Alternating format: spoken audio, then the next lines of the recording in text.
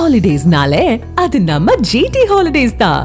GT holidays, South India's number 1 travel brand. TV Somu, இதுதான் prudent சாய்ஸ்ன்னு நினைக்கிறீங்களா? இப்போ வந்து கடந்த வாரம் அவருடைய சகோதரி RSS உடைய கைகூலின்னு எல்லாம் கடுமையான வார்த்தைகளை பயன்படுத்தினாங்க. பிஜேபி பக்கம் தான் அன்புமணி ராமதாஸ் இருக்கிறாருன்னு அவர் பிரச்சனையை ஆரம்பிக்கும் போது ராமதாஸ் சொன்னார். இந்த சாய்ஸை திரு அன்புமணி தேர்வு செய்யறதுக்கான முக்கியமான காரணம் என்ன நினைக்கிறீங்க? இது சரியான தேர்வா பாக்குறீங்களா இந்த அலையன்ஸ்?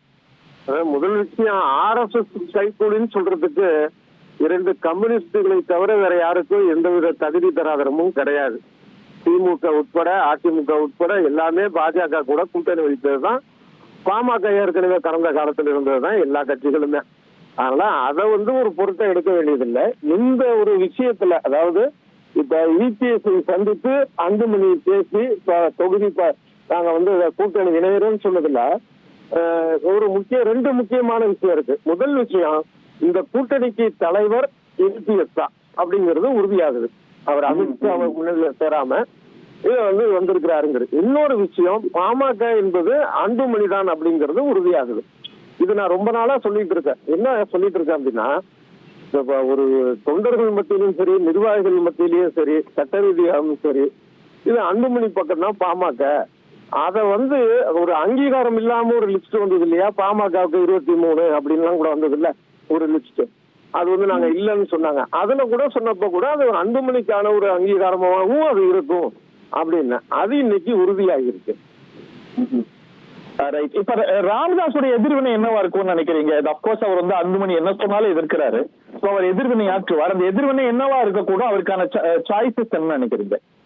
இதற்கு முன்னாடியே நான் தொடர்ந்து சொல்ற ஒரு விஷயம் தான் என்ன அப்படின்னா, அவர் அன்னைக்கு தண்ணீர் விட்டு அழுத போதே அவர் ராமதாஸ் தன்னுடைய தோல்வியை ஒப்புக்கொண்டார். அதான் உண்மை. அதுக்கு முன்னாடி அவர் என்னென்ன பேசினாரு, என்ன மாதிரியான ஒரு விஷயங்கள்லாம் நடந்ததுங்கிறது எல்லாருக்கும் தெரிஞ்ச விஷயம். தன்னுடைய தோல்வியில தான் அந்த அழுகை வந்தது. இப்ப என்ன வரும் அப்படின்னா, ஒரு அன்புமணி பக்கம் இவர் இணைவதற்கான ஒரு மறுபடி ஒன்றாக இயங்குவதற்கான ஒரு சூழல் தான் வரும். இது நிச்சயமாக சில பேர் எப்படின்னா, முக்கியமா திமுக கூட்டணியில இல்ல திமுக ஆதரவாளர்கள் என்ன எதிர்பார்ப்பாங்கன்னா, அன்புமணி எதிர்த்து ராமதாஸ் களம் காணணும் அப்படின்ட்டு. அது 2 விதத்துல அது நடக்காது. முதல் விஷயம் என்னன்னா, அந்த அளவுக்கு அதாவது இது வரைக்கும் போனது எக்ஸ்ட்ரீம். அது எக்ஸ்ட்ரீமை தாண்டி போகணுமாங்கிறது ஒரு விஷயம் யோசிப்பாங்க. அடுத்தது 100க்கு ஒரு 98% பாத்தீங்கன்னா அன்புமணி பக்கம் தான் இருக்கு அப்படிங்கிற ஒரு விஷயம். இன்னொன்னு, இந்த கூட்டணி அப்படிங்கிறது வந்ததுனால இப்ப ராமதாஸ் பக்கம் இருக்கக்கூடிய சில பேரும் கூட அன்புமணி பக்கம் வர்றதுக்கான ஒரு சூழல் தான் பார்ப்பாங்க. அதனால ராமதாஸ் அதிமுக கூட்டணிய தேர்வு செஞ்சிருக்கலாம், தேர்வு செய்திருந்தா வெற்றி வாய்ப்பு உண்டு அப்படின்னு பேசினாரு. இந்த முறை அதிமுக உள்ளடக்கிய பிஜேபி கூட்டணி அப்படிங்கும் போது இந்த கூட்டணியை டாக்டர் ராமதாஸ் எப்படி விமர்சிக்க கூடும்னு நினைக்கிறீங்க? அவருக்கு அதுக்கான வாய்ப்புகள் இருக்கா? அது எப்படி அவர் அணுகுவார்னு நினைக்கிறீங்க? ஏன்னா அவருக்கு EPS மேல ஒரு பெரிய விமர்சன பார்வை இருக்கிறதா எங்கேயுமே அவர் வெளிப்படுத்தினது இல்ல. அதிமுக மேல கூட அதிமுக ஒரு வலுவான நேச்சுரல் சாய்ஸா அவர் பார்த்தார். இந்த கிவன் சிச்சுவேஷன் தான் அவர் எப்படி அணுகக்கூடும்? ஆமா, நிச்சயமா ஒரு விமர்சிக்கிற மாதிரி இருக்காதுன்னு தான் நான் நினைக்கிறேன். ஏன்னா அந்த 10.5 கொடுத்தது, அதுக்கு இன்னொரு இது என்னன்னா, அதற்கப்புறம் இந்த திமுக அரசு என்னன்னா, அந்த 10.5ல சரியான விதத்துல அதை கொண்டு போகணுங்கிற ஒரு அதிருப்தி பாமக தரப்புல இருக்கு. அப்ப இதெல்லாம் பாக்குறப்ப அதே வேளையில இன்னைக்கு அந்த 10.5 அதிமுக கிட்ட ஒரு கேரண்டியா வாங்க வேண்டிய கட்டாயத்திலையும் அன்புமணி தள்ளப்படுவார் இல்லையா? அது ராமதாஸ் கிட்ட இருந்தும் பிரஷர் வரும், அவர் பப்ளிக்கா பிரஷர் கொடுக்க கூடும். அந்த 10.5னால எதிர்வினைகள் வந்தது அப்படிங்கிறது அதிமுக ஒரு இன்டர்னல் அண்டர்ஸ்டாண்டிங்கா இருக்கு. சோ அந்த டிஃபிகல்ட் கொஸ்டின், அந்த 10.5 கொஸ்டினை எப்படி அவங்க டீல் பண்ணுவாங்க இந்த அலையன்ஸ்ல? இது ஒரு இயற்கை கூட்டணி அப்படின்னு சொல்லக்கூடிய அளவுக்கு தான் இருக்கிறதாக நான் பாக்குறேன்.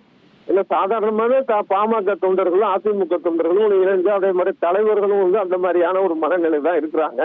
இப்ப கடந்த காலத்திலேயே இன்னொரு இது என்னன்னா, அன்புமணி அந்த மனநிலைக்கு எல்லாரையும் கொண்டு வந்துட்டாரு. தொடர்ந்து திமுக அரசுடைய செயல்பாடுகளை கடுமையா அதை தொடர்ந்து விமர்சிச்சுட்டே இருக்கிறாரு.